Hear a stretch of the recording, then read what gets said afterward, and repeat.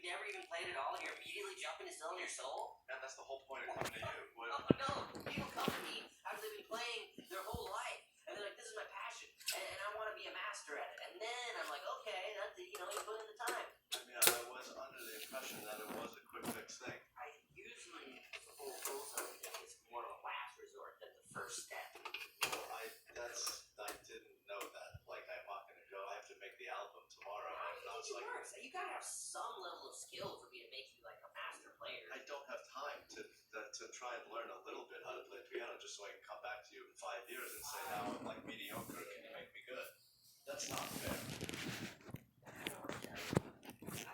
gave you a hard fucking analogy, and I feel like that's a great analogy. Couldn't be clearer. So there's nothing I can do to sell you my soul. Start sucking my dick right now. Start sucking my dick. Alright, forget it. Thank you very much. I'm not I was just fucking around. You think you would suck my dick and then I'd wink at you and then